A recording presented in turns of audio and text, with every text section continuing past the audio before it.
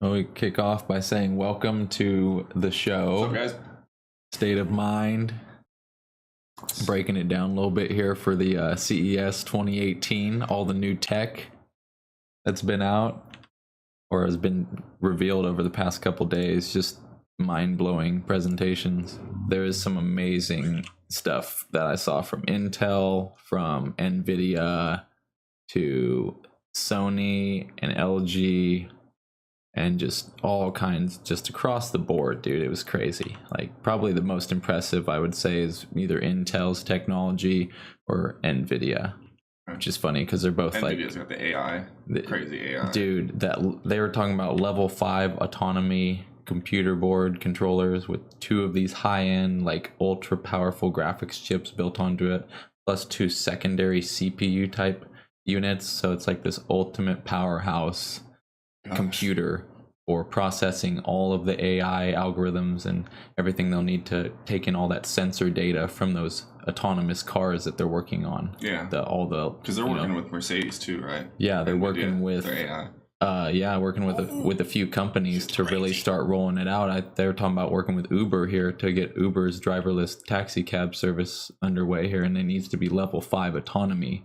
which is to the point where it can, it has all these backup systems of like redundancy all the way down to the lidars and then the sensors, and they're mainly relying off of the cameras now because they have the AI neural networks that can use all the cameras to see the road and detect objects. So now they're teaching it how to do that, but then you have like these layers of redundant systems so that if this fails, this takes over. And so I think that's going to be crazy to see with like Uber and Lyft. With level 5, you have deep automation, you know what I mean? Like this thing can come pick you up, you get in a car, you tell it where to go, or it already has your, you set up that ahead of time. You're like, right, I want to go to here. And it'll take you from point A to point B. You get in the car, relax, do your thing. Everything will have just get on your laptop. Yeah, it'll all be. And Mercedes already has one that they bust out, like a smart car that's like ready to go, like full autonomy. They showed it off at CES there in Las Vegas. They had a little test strip, so you'd get in it. Everybody will just be sitting in their cars. Yeah, they'll just be sitting in their cars on their phones, texting while their car drives them to their destination. They were showing this other futuristic idea, which is now people can have like mobile conferences with each other in the car, interact. There'll be a table in the middle of the car and all play chess. Yeah, all the seats. VR. Yeah, all the seats will swivel around. There's already a car company that can do the full swivel seats they were showing at CES. So now you can be autonomous, driving, or the car's driving itself, and then you're just in there hanging out with your friends, just talking about whatever, reading the news, watching a video, whatever it is you're doing. It's crazy. I was like, that's next level. That is next level. Just going from point A to point B, and now it's like you're not even paying attention. Once the autonomy gets to like level 5 and beyond, it's going to be so good that once people get that little bit of getting used to that time period of like, because sitting in a car and it's driving you're going to be like, okay, you can look at the scenery. Yeah, you can look around, and then they'll eventually have that fog glass tech that will shield you in your own environment. You won't even tint. You won't even need to be privacy, a little bit of extra privacy if you want it, depending on what's going on. And that's probably some of the coolest stuff that they were showing off as far as being able to have computer chips already. That, and he's like, this is it. This just came off the line right here, brand new, fucking through 2 of these giant graphics chips. Do you think there's ever going to be a CES where they're like casually talking about, well, here's our time machine? Oh my god, like that's just a time machine. Here's our micro-nuclear home reactor that you can harness all your energy, and it's just like this tiny device, a small fusion reactor. Yeah, I could see a small fusion. You just take this cesium and you just put it in, and you're set for 5 years. That's all you do. I could see it being like that, except for the whole you put in the cesium yourself part. I'd feel like that's something that would, already be like, they'll be out of the box. It's ready to go. You look at all those consumer technology. With the fusion, I feel like if they get it to like a level where you can have in your, a system like Elon Musk is showing off with the power wall, and that, like, instead of battery storage, you'd have this small fusion reactor about the same size. You'd mount it on your house. It would hook up. It would create this power, and then any extra power it generates can be spread around and balance out. CES 2015. Oh man, they're gonna have like hovering cars that are autonomous. They're gonna probably have like, oh, that's gonna be mind blowing. Smartphones that are like, probably won't even have phones. They'll just be showing off like new contact lenses. Oh, totally. Like this is our AR contact lens. This one, is made to be able to create an entire hologram of a person. You can just converse with them from the other side of the world right in front of you. It looks like they're sitting on a chair. And you can have coffee with them, but really they're just a hologram. That'll be mind-blowing. And that's how you communicate with people? There will be that. I 100% believe that in Star Wars, like conferences where someone can be on another place somewhere else and they're holographically represented in the chair, in the room that you're in, wherever you want them to be, kind of thing. You're like right here. You and I could be doing this in my house. You're right here at your house. And you could do that if you want to. There's nothing like obviously real person-to-person interaction on that sense, but giving that extra capability will just go a long way. Yeah, the convenience factor of it, Yeah. It takes, because we're already using 2D format to do it for FaceTime and video conferencing and stuff like that. If that's how you went to your job, augmented reality, and then all of a sudden your room looks like your cubicle or something, or your office, and then you could see the other people working in their seats with their contact lenses, but you're just in like a room like this. That'd be so weird though. What would be the purpose almost, I wonder, what I mean? Just the I don't know, like they would do it for the authenticity of it. Okay, like almost like you could work from home, but you're in a virtual environment working. Like, and if you get up and leave, like your boss can see you from wherever they are because they're, it's all like connected. Oh my god, that'd really your boss is at home, but they're watching. They can like look with their contacts, and it looks like through their contacts that they're looking at your like cube or something. Yeah, it'd be like get up and leave. They're like, hey, he's leaving work, but really you're still at home. That moves into some scary territory. I think of that and I'm like, well, that's like some virtual prison type shit almost, right? Like as far as you'd be working not even in the real world, you're stuck in this virtual world where you work to do like programming and stuff. Not that it won't exist. I believe that something like that would 100% exist. That movie Steven Spielberg is coming out with, Ready Player One, which is based on the book of this virtual world that everyone competes in for money, credit, some form of award system built into this virtual world. And it's like this place, I forget what they call the virtual world in the story of Ready Player One, but this kid gets his own setup and he goes into the holographic world and everyone's competing. Like it has like a kind of a Tron type vibe, but not quite as futuristic. Like a video game, yeah, it's a VR shit. Total VR immersion type game. Yeah, it's a book that was written about this. No, it's just you put on your goggles and you're immersed in this virtual reality, and everyone's competing in a virtual world. Like think of like Grand Theft Auto 5 and how people get online and just go ham. You'd be doing that in this virtual environment. Same idea.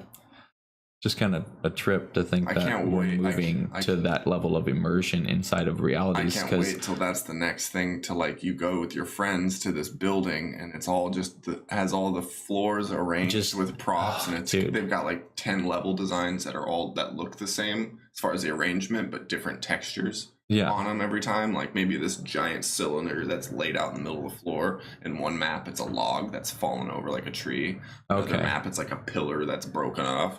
So you have, you have this pack, like a wireless pack that you have on. It's like laser tag, 10 versus 10 on these terrains that are all VR, and everything's just a different texture. They have one, I think it's in Canada or something, where they actually use they have real like wind, like they have fans and stuff in certain areas, and like mist, like water trying to simulate these environments, like pieces of fabric hanging, but world. In the world it's like a leaf, like a fabric, and so you're walking through feeling all of this stuff hit you, but it's really, if you took your goggles off, it would just be like random props, but with your goggles on, it's like a jungle. It looks like the environment they're trying to and there's actual relay, mist, so you can feel rain and like all that stuff. Dude, I think mixed reality, so not even VR, but mixed reality goggles where you could step into a real jungle environment or a real forest environment. We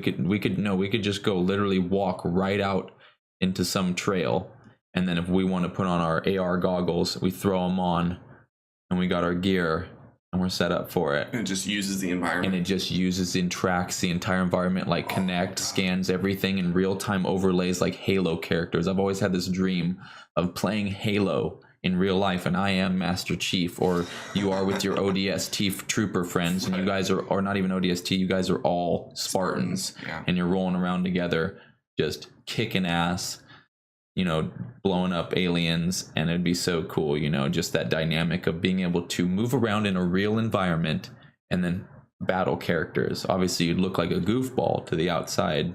Right. Like some people observing, they'd be like, what are they doing? Well, you can do it through your house. But, people will be doing it in their house. Oh, 100%. Like virtual property. VR, or not VR, AR laser tag. Would almost kind of have that vibe to it. How trippy would that be, though? You're walking up to your friend's house and you see your neighbor walking through their lawns like this, and you're like, "What the fuck is going on? What's going on over there?" It's just a fake prop gun, but you're like, "Why is him and 4 other people moving in on this house?"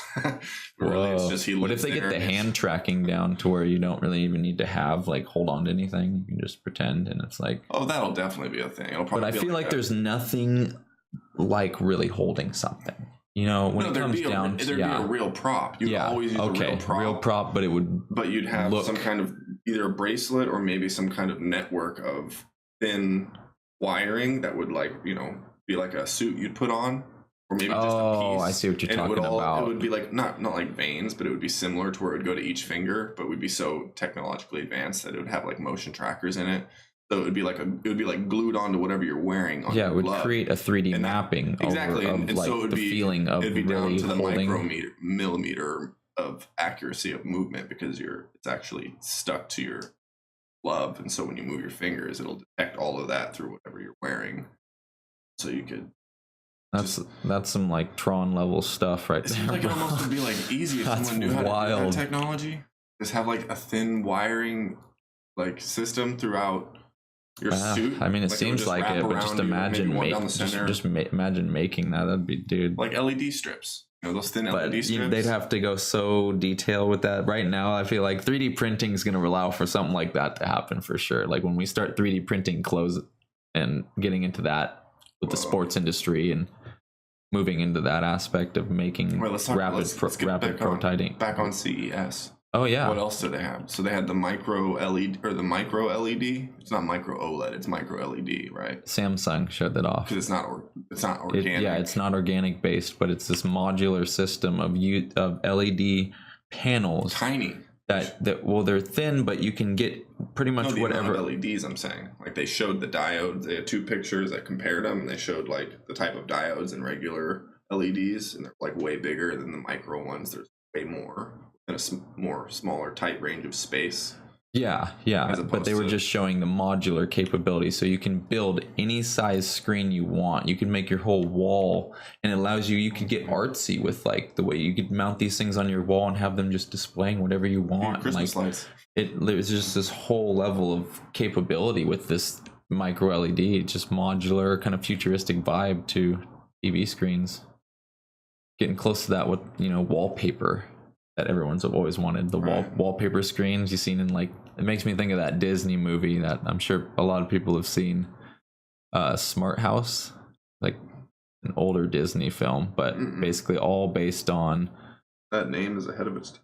It totally is. In the whole house, basically the idea is these parents and their kids want a smart house in the future, and so they get to move in. When was this made? This was made in either the late 90s or early 2000s. I think it was early 2000s, Smart House. And super cool concept to the movie too. It's all about this AI virtual assistant lady who's a holograph. You can see her holographically in the house. She's takes care of everyone, but then she starts taking over. This one right here? Yep. And she takes over. Basically, the lady that's the AI. She's the AI of the home, the virtual assistant that takes care of them, the virtual maid, basically. And so you have this family right here.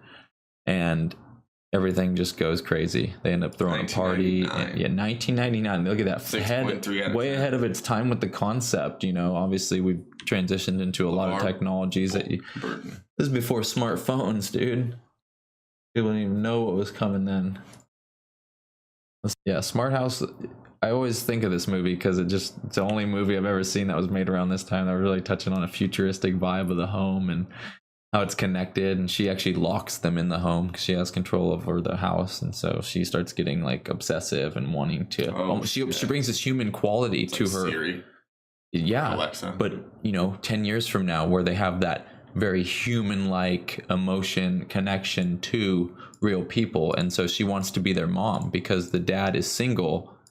And so she's trying to take over that role of the mom, and that's where the controversy ends up happening. But yeah, just show like some of the aspects that they really touch upon in this movie is cool.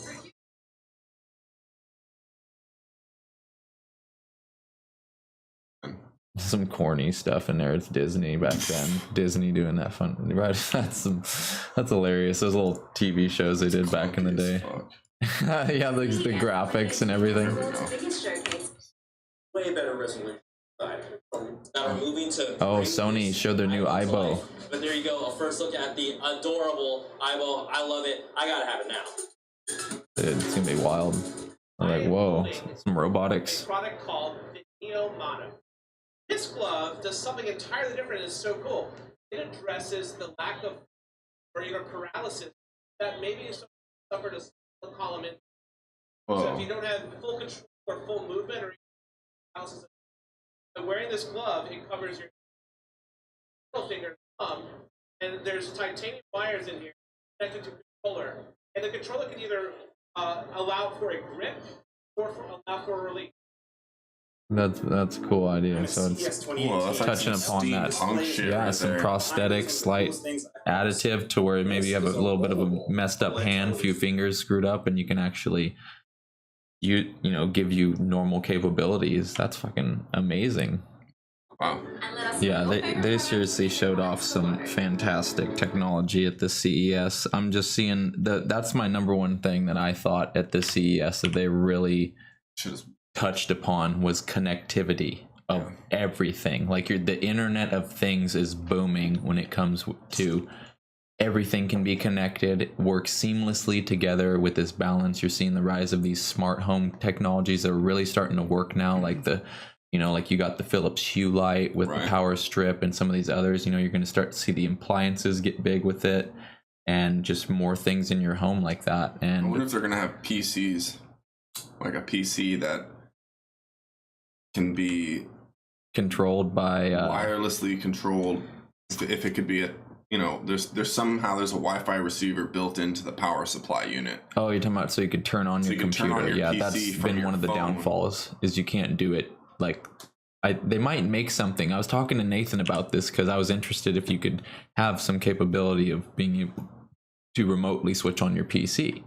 But that was cool to see a connected smart home vacuum. If you got like a small place, it kind of just rolls around, takes care of all the little dust and things that are, just keeping the overall air quality clean and stuff's floating around. If you have pets or animals too, there's gonna be a lot of dust and stuff just floating around. So they're like, you can get in a deep vacuum, every now and then, like, which is good, but having that level of capability, like they even showed that you could say to it, hey, come clean up this mess, and it'll come over to you, detect the mess that you're talking about, and come vacuum it up off the ground if you spilled something real quick. Oh, like a dog.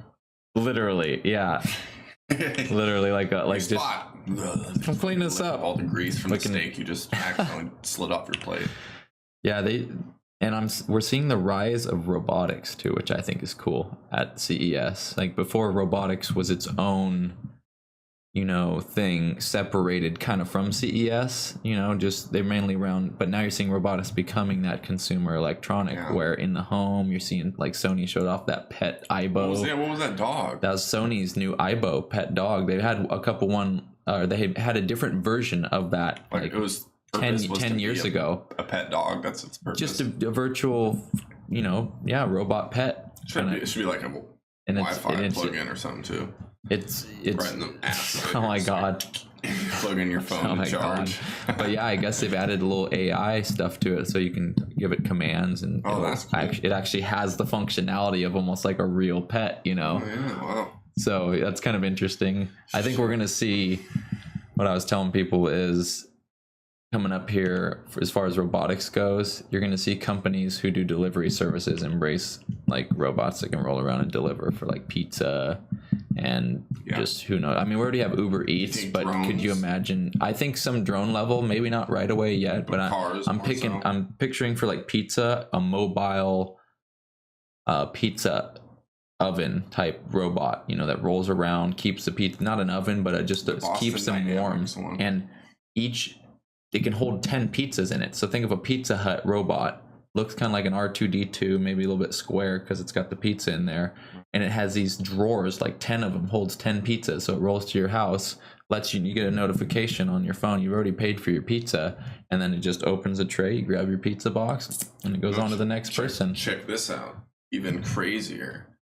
Pizza and that DARPA robot that does the backflip. They like build the seat in the front to fit that robot, so it's like a perfect place for it, and it just has like its hands like this, and then it can stack. And then it has like 10 boxes at most, but it's put into like a mechanism, so it won't fall if the autonomous car is driving. And when it gets to your house, it's already programmed and built for the seat to kind of turn. And then the robot just gets up, and then it's super good on the terrain, so it can just walk the terrain, and then GPS is up to your, goes up the stairs. Oh my God. And then it's at your door, and then you go down, and then you just open up the door if you're at like an apartment or whatever, and there's the robot. Grab it from the robot and swipe your card, or just beep, scan your wrist. Yeah, I don't see why that wouldn't be realistic. Into the car, sits down, and then the autonomous car is driving. Yeah, I feel like they might do that. I just don't see them combining the two. Right. Because the car will be able to drive itself to your house. And you can just get off your ass and go out and... Well, that's why I was thinking they'd be like these little pod units that roll around that are like, for pizza, for instance, just be like a little slide out oven drawer or something. And it's like, it just rolls out.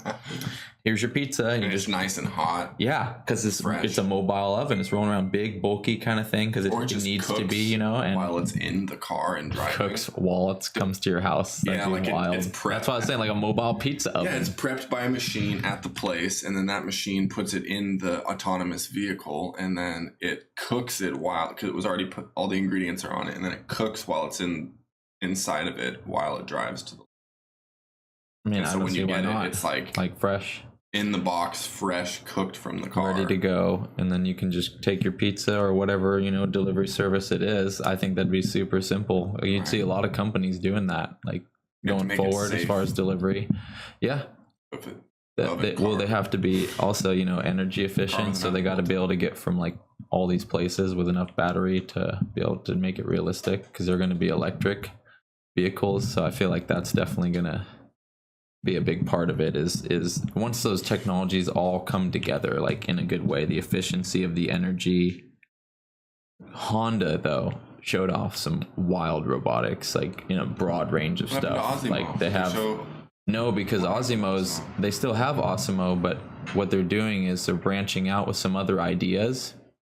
And another thing they're doing is Honda is taking Osimo to another level.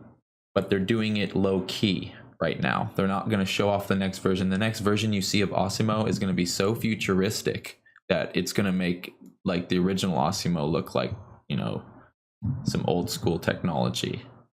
Because they're really, they're going to refine the movements, like the capability. It's going to have full, AI built in to where it can actually work in environments that need to have dexterity and controlled movement for like opening doors. They're talking about, because of the Fukushima disaster, a lot of people, they called Honda and said, can we use your Osimo? They said it's not been designed and built for that. It can't move on rough terrain. It'll fall over. It's not been built to that extent. It's just a prototype. So they said, well, we need something like that in case something like this happens. Clean up, right? In case there's messes, and we're going to need robots as we move away from using nuclear power plants. We're going to need to do that. We're going to need to 100% have robots cleaning up that stuff. Humans can't do it, and we shouldn't be playing around with that technology anyway because we're naive. We're putting it in spots where it's poisoning the oceans, fucking up the land. Kim Jong-un wants to detonate a nuke in the atmosphere. Dude, I don't believe that. I don't believe that is a good idea at all. Well, 100%. There's a treaty that you can't be playing around like that. After the Russians dropped that Tsar bomb or whatever, they were testing a lot of shit in the ocean.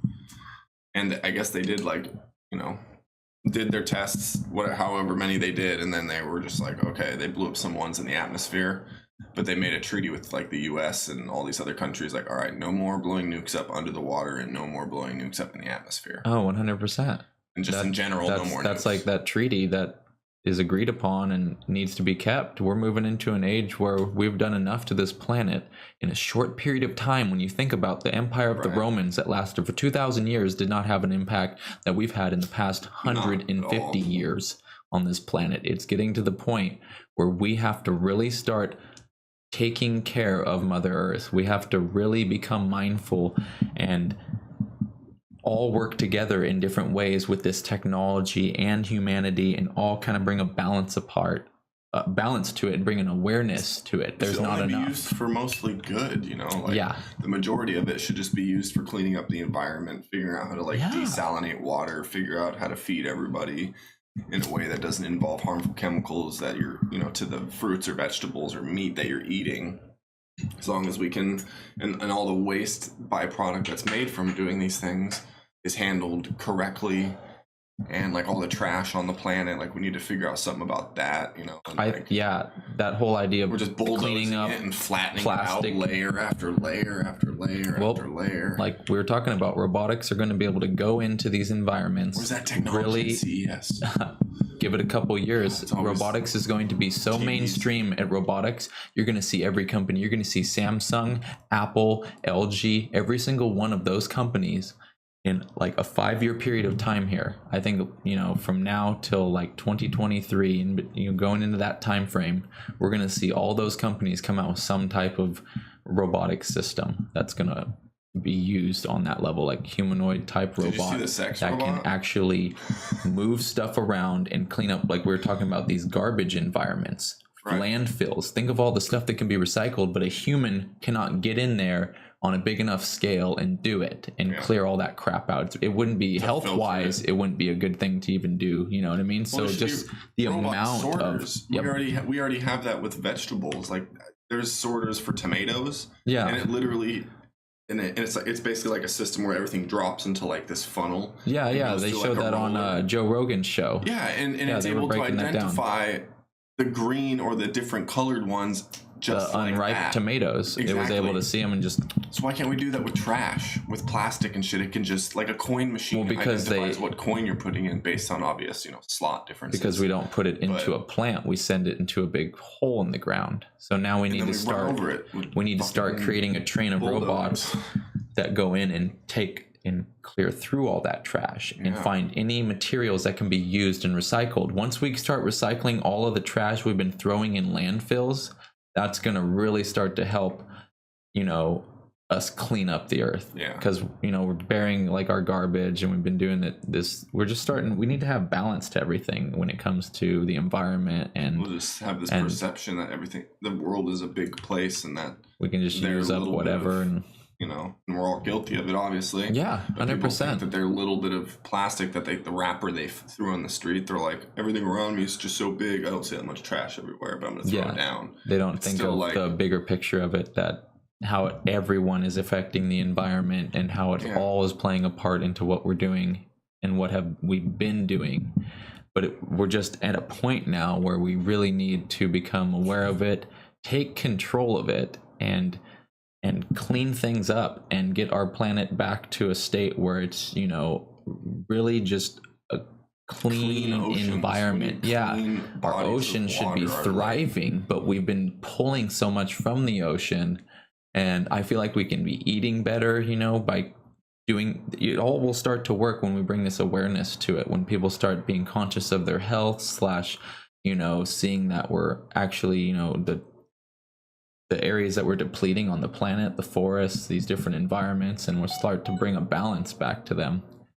So that's going to be a big part moving forward here, because we're in that critical time period where it's just going to have to be done. Otherwise, we're going to move into scary territory. Trash planet. Yeah, scary territory as far as the, like, there's already places where the air is so bad that people are getting cancer from the air, like over in China and some of these cities. The smog's so bad that they walk around with fucking masks over their face, you know. Some places in India too. 100%. India is huge. They're like another big portion of the population. It's crazy. 3 billion people live there or some shit. Way bigger than we are. And they're in, you know, India compared to the United States is actually, I think, a little bit smaller. That's literally like 4 or 5 times population of America. And compared to the size too. Yeah. Of the environment. Oh my God. Dude. Yeah, those areas are hugely overpopulated, and they need. But India and China are both moving in this age where technology is, you seeing the ubiquity of technology, and it's really being able to come into these third world, second world countries and start to bring these people out of poverty, starting to allow them to be connected, have better water, better food, things like that. So I feel like we're definitely progressing. Yeah, for sure. Africa is going to be a huge one and coming in the future with moving it into the modern age. Yeah, it's definitely such a huge continent with so much people, and you think it'd be like the most advanced environment or, you know, civilization, but they're in some ways kind of just stuck behind, and they're now trying to catch up. And it's crazy, the mix of culture and all these gangs, and just there isn't very much order to the environment. So once they can really start to take control of that environment and bring it forward, that'll be good for everyone. I feel like on the entire planet. Yeah, that's mind-blowing. But to get back to I wonder when they're going to come out with the next series of the graphics cards. Because they're on that 1080, you know, that 1080 has been out for a while. That 1080 Ti. Yeah. What's next? NVIDIA really didn't. They showed off some of their tech, but they didn't really go deep into the, you know, standalone graphics cards for PCs.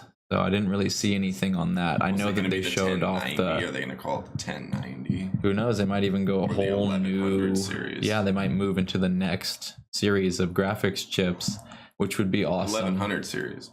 That would be crazy. Yeah, move into that. I don't know. They showed off this new gaming laptop, and then they showed last year's version of it. Literally cut the weight in half, dropped the power consumption by like a third. Right. And then they doubled the power. It's 4 times more powerful, this gaming laptop that's only like, you know. Is it a Razer one? No, it was made by...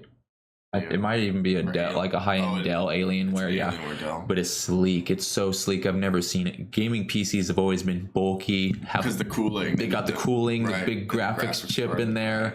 This thing was so sleek, and the CEO of NVIDIA was on there, you know, with his leather jacket looking clean, just like, yo, check this out. Boom, boom. Here's before, here's after. And this laptop, dude, he said 4 times more powerful than a MacBook Pro. Dang. Which is crazy because MacBook has always been the powerhouse of the mobile laptop industry as far as whatever you're doing, productivity, you know, everything. So that's pretty impressive right there, just on that margin alone.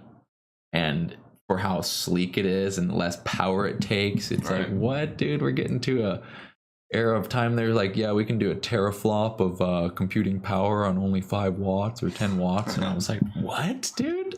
That's crazy. That is crazy. We're just like, that means that devices or the consoles, like gaming systems, the modern ones like Xbox One and Xbox One X, that take like 6 teraflop computer chips or more powerful.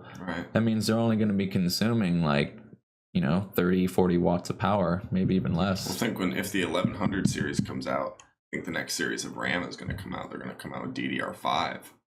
Because there's GDDR5. Yeah. But that's totally different. That's like onboard memory for stuff, right? Yeah, it's kind of more based towards the consoles. Like the Xbox has that GDDR5. Yeah, but they don't have standalone that you can buy for your PC. So the DDR5 is going to come out eventually, probably, I bet, next year. Or maybe actually this year. Maybe somebody actually showed off some new RAM technology that I guess is super fast, like insane. Better speeds. Intel was on it.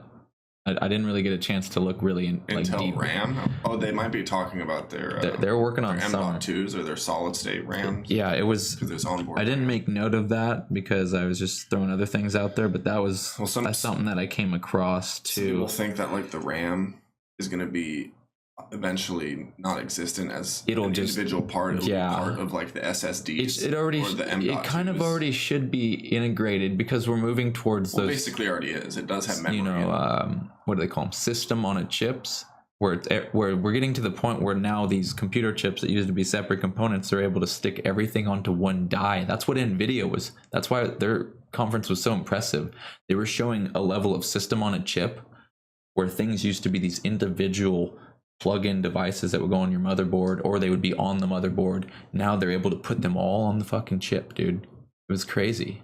I was like, that's amazing. They got the graphics, the processing, the Wi-Fi and Bluetooth, and all those things built into this one die. Oh, that's sick. So system on a chip is going forward is just that's gonna be like that's like what Apple Watch does. The Apple Watch, the only reason they were able to make the Apple Watch and have the battery life and put it in such a small area was they had to build this system on a chip that they encase in a waterproof container, and then goes into the device, and all the components hook up and run through that. So it's insane that we're seeing that level of everything just kind of merging into one from these big bulky pieces that we used to hook up different machines that did different things, and they're all just kind of like the technologies are merging together. Those robotics, all those robotic companies that work on their individual body part, it's all going to combine into one. Yeah. Going to be just the 3D printing is going to move it in that way, which is going to be mind blowing. Yeah, 3D printing parts. Yeah, the neural networks are going to really allow them to do more things easily. They're just going to 3D print the entire thing. Yeah. Yeah, like, oh my god, like a movie iRobot, dude. And they just got like racks of them coming out in the motherfucking factory, just 3D printed, hooked up, all machines. Fucking so like C-3PO says in Star Wars, machines making machines. Machines within. Have you seen that yet? That clip, the Machines Within clip. I have not. Who's that? It's on another podcast. He said that's on another one. Laptop wise, Asus Swift 7, thinnest in the world. That was that one we saw on there. Another company, Lenovo Mix, came out with a Microsoft Surface like tablet with a connectable keyboard and everything with a 20-hour battery life. Ooh. Because they're using these new Qualcomm's Snapdragon chips in it instead of Intel chips. So these chips are what are in some of the Android flagship phones, the Qualcomm Snapdragon. And so they're putting this into these tablets and trying to make a market of affordable, super efficient, long battery life tablets. And Lenovo showed off the lightest 14-inch laptop with HDR and Dolby Vision, which gives it almost a vibe where like people were like, is that an OLED screen? Because it looked like it. The colors were so good. People were like, yeah, the people were like, nope, that's not. That's just regular old LED. But yeah, that was just some cool stuff they're showing off laptop wise. The affordable tech for VR, that's what's getting crazy. There's a couple other people besides the HTC, because HTC with the Vive Pro is going for the higher end market now. I can't wait for the affordable market. They showed a couple. I only saw one, but this company 67 and it's 80 for the package. And it's got the Oculus or anything? No, not Oculus. This other company is still wired, and you plug it in, but it still is. It's simple. It just goes over your head, and then you play with your guy was playing with an Xbox Elite controller. Was just doing his thing, playing through the game. He's like, "Well, this is wild." He's playing Gran Turismo. He's just driving. No, he wasn't. Like, Forza. Sorry, Forza. Playing like Battlefield. Yeah, could you imagine? You play any game, you just put it on. I can't wait for first-person shooters. That market of VR first-person shooters with the high-end gaming ones, dude, that's gonna look amazing. Smart toilet. They showed off a smart toilet where it's connected to a bidet too? It's connected to Alexa. Oh my god! So you're like, Alexa, flush my toilet. Hey, some people don't want to touch that stuff, unsanitary areas like that, like germaphobes, or whatever. Oh, Alexa, stop. Alexa chatted with us. You're scaring me. No more saying her name. I forgot because I'm talking about smart connected stuff. Yeah, last time you turned off all my shit. Oh my god, that was so bad, dude. Middle of the game. That was so bad. I had him on the speakerphone on the Messenger app, and he straight up just said, Yeah, because we were breaking it down. No, we're not saying it. We're not saying it. But I broke it down. We're talking about like Siri, shutting off the living room. Basically did it. Breaking the. I was seeing if you could, because I was curious if you could do everything at once. I didn't know they had already done that yet. So now you can group things within an environment, and now you can create that as a key command to shut off that particular. I did more too. So the other day I did combinations, so now I can say the individual things. Oh, you can choose which one you want. Well, sometimes because I'll leave. Most of the time I'll turn the TV off and the PC off at the same time. Oh, okay. But I'll say them individually. So what I did is I went in the app and just programmed it. I just named it TV and PC. So when I say turn off the TV and PC, it knows what it just does to exactly to do. So it's a grouping both the switches off, and then the power is gone. Man, that's amazing. But if I say turn off the bedroom, it'll turn that whole strip off. Which isn't that nice though, because you're like, imagine you have it even grouped beyond your bedroom. Turn the USBs off too, and the USBs. Well, I just mean beyond. Think of like your whole house. You got all that integrated. You're leaving your house. You're like, Alexa. Right. Boom, boom. Right. And then it'll shut everything down for you, which is just crazy. Yeah, that's true. But I like it because people have those smart door locks, and so you could leave your home and that would work too. So now it locks down everything, shuts everything off. Super efficient. Think of the power of savings just on having that capability. And you can never do that before. Close to your apartment, you have your phone. You can just access the locks and shit from your phone. Oh yeah, if it's dude. Yeah, seriously, have these smart home cameras they were showing off. Now they have one for it's a smart home porch light. Yeah, it's a porch light. But it's a porch light that you take out the old unit, mount it, has a camera right there below it. Super sick. It's on the bottom. It's a fisheye lens. Fisheye lens. You can see everyone. We're seeing though a level of innovation like I don't think I've ever seen before at these technology conferences that they're starting to have. With CES every year. I've seen some. I followed it a little bit, but this year just seemed to.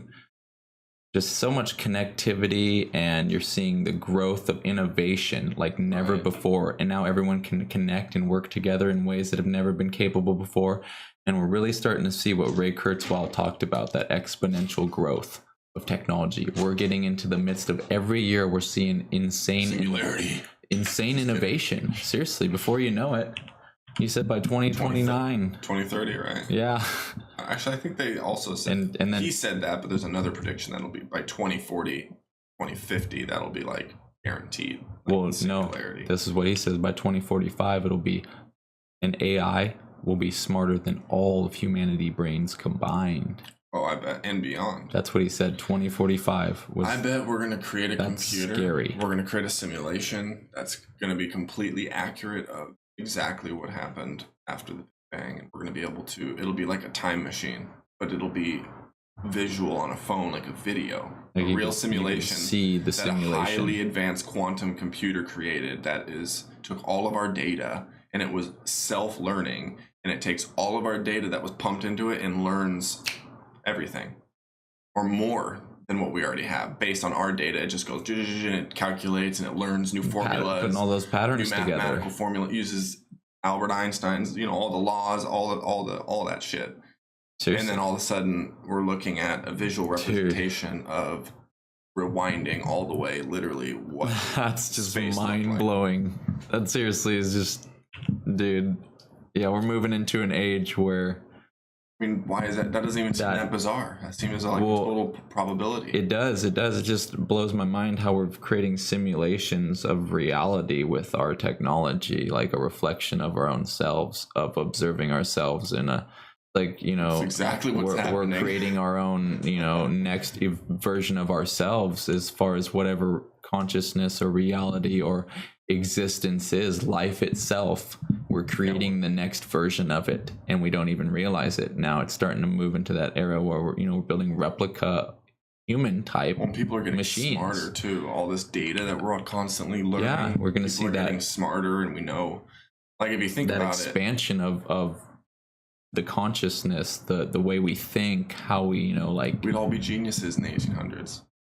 The stuff we know now about just a regular person. People know about the planets. They know about we've been to Mars. Like we have a rover on Mars. The level of general knowledge. Yeah. Sun is 93 million miles away. We know this. Like yeah, there's certain facts that you know that would put you on that. Like how could you possibly go find Galileo and be like, what up, bro? Yeah, they said that, here's a perspective, they said that all the information someone back in the 1800s used to receive is what would now be stacked in a Sunday New York Times paper. Oh my god. That's all, like if you were to count up all the character amount of knowledge accumulation within a Sunday New York Times, that's all the accumulation of knowledge someone in the 1800s would ever learn in their entire life. I was like, what? That's mind-blowing. And now we carry around a pocket computer, you know, like with computer capabilities that people would be jealous of in the 1970s, that were using these big bulky warehouse sized machines and only one person could use them at a time. Like Ray Kurzweil talked about that on his presentation, where he just was saying, you know, we used to just take turns using this big machine, and now you're carrying something in your pocket right here, the iPhone, Android, whatever it is, and it's thousands of times more powerful and thousands of times, if not millions of times less. It's a camera. Power consumption, and the price for the technology. Yeah, all these things combined into one. They showed a Radio Shack article that had like all the different technology, but everything was its own individual device, like a CD player, a camera, a radio, a clock, all these different things that you could buy from Radio Shack, and now they're all, you know, integrated into one device that you carry in your pocket with you 24/7. You got an Xbox, like we really are in here. This is an Xbox original. Yeah, better superhuman like capabilities right here, an extension of our brain right here. Literally, we can look up anything. Like Ray Kurzweil always says, it's access to all of human knowledge at a few keystrokes. Yeah. And we have that capability right now. Right. Fucking just mind blowing that we're already at this point. Only 10 years into this. Imagine the next 10 years into iPhone, and just to see, if you look at that original iPhone, 3.5-inch screen, the resolution was 320 by 320 on the original iPhone screen. It had a like 2-megapixel camera on the back. Didn't even have a front-facing camera. You know, somewhat still bulky. And then you see iPhone 10 that just came out. My brother Chad ordered full screen. It's in the mail. Dual camera lenses. IR blaster. Epic battery life. It's got the full package in one thing. With it's this IR blaster in it, dude.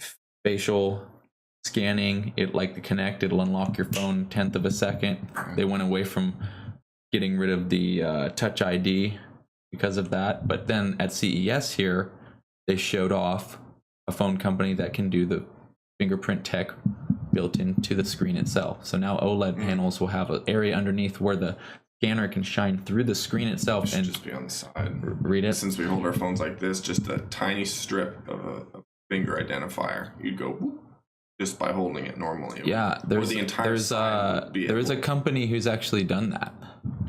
Was it successful? No, most people like it either on the back right here, you'll see on LG and a few other flagship devices, or obviously down here with Samsung and iPhone down at the very base of the phone.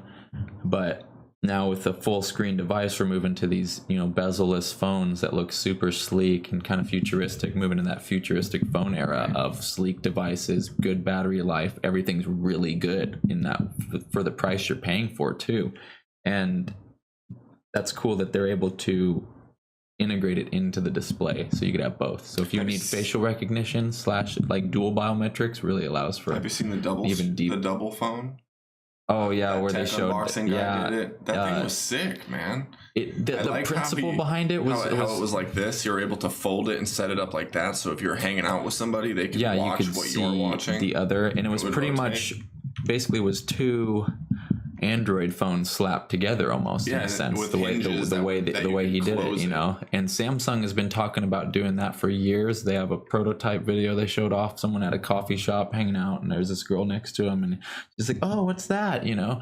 And he shows her, and he's got this fold out display device that turns from like a simple phone to like a tablet just by doing that. And we're just, I think we're a couple years off from that because cool.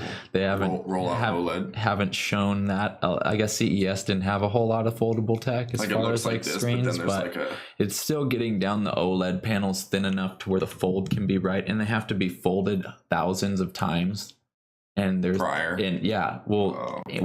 have to make sure that over the time period of you owning the device that nothing's gonna fail. So they test thousands of fold. This robot's just sitting here folding the display over and over again, and they just have been, you know, working that technology so that it'll actually be marketable and not fail. So once we get there, I think when we get a little bit thinner, lighter devices, the foldable capability will make sense. It's gonna be sweet. The computer chips will have to be smaller too. Everything will be more compact. I mean, and honestly, it'd be kind of cool in some ways to have that capability to where you have tablet and phone in one device on you. People usually carry a wearable like a Fitbit or a Apple Watch as far as health reasons, you know. Right. And then I could see us having some kind of wearable tech here, you know, moving into the next couple of years. Somebody big is going to come out with some kind of wearable augmented reality glass, something, you know. Google Glass was like a prototype, but it didn't work. They marketed it as if it was going to be something that people were really going to adopt, but it didn't come across that way. It was really expensive. I actually got to try it on one time, which was cool. Nathan and I were walking around in Safeway Albertsons by his house, and some guy had Google Glass, and I asked him, I was like, is that Google Glass? You know, because I'd seen it, but I'd never seen someone wearing it in person, you know. And so he stopped me. He's like, oh, yeah, you want to check it out? And so he like broke it down. He's a programmer, and he paid for the $1,500 kit that you got with, you know, all the software and everything for it. And then you just can program different things. And he showed me the Google team, and it was like the Google team virtually taken with a 360 camera. So then you could like pop them up on the display on the Google Glass, and then look around at the Google team. It was smooth and like legit, but this projecting of the screen onto this little lens and everything just didn't make sense to me. It was just, it needs to be transparent like glass in our glasses, where it's integrated and not projected, to where these are just transparent displays. That's the only way augmented reality is going to work, because we're going to have cameras built into them to scan the environment, like Kinect, you know, and to take pictures on the go. But when you have to have both to mix the two, you know, because these cameras have to scan the environment to overlay stuff on the environment. Right. So once they get there, and obviously being able to make the tech small enough to, I mean, you're talking about computer chips and everything. How are you going to fit battery and computer chips and all that into these a pair of glasses? You know, batteries in the bands, and you know, how do you make battery small enough with a good enough battery life to even do that? So blow up and kill you. Yeah, that is for sure. Boom, we can't have any of what happened with Samsung and their Galaxy Note line recently. Oh man, they're good now. They got it all dialed in, and they emphasized on the fact that they're taking account for it, you know, accountability of it, which is good. You know, they're like, my bad, you know, our bad, we didn't realize it was going to blow up in your pocket. No doubt. It's a good episode. Yeah. CES was pretty awesome. Yeah, CES was super cool tech. A lot of innovation, a lot of just mind-blowing stuff. You know, we're moving into an era where every year it's just going to get crazier with all these different integrated technologies and transportation systems, and stuff's going to get nutty here soon. Dude, yeah, seriously. Well, hope you guys enjoyed that. Thanks for tuning in and listen to us chat about CES 2018. It was super cool to go over some of the new technology that's coming out here for the future in 2018, and all those prototypes, and more electric car makers in the game, so better transportation systems. Yeah, check out some of that stuff. Check out some of those videos if if you're interested at all. CES. Yeah, just CES 2018. We don't know about it. Some people have no idea. Consumer Electronics Show. Yeah, E3's coming up.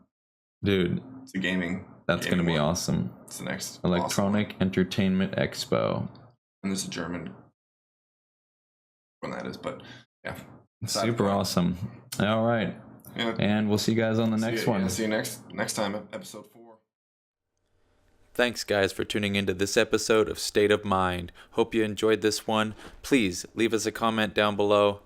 Don't forget to hit that subscribe button and the little bell icon right next to it so you can be notified next time we upload a new episode. And until then, keep your brain entertained.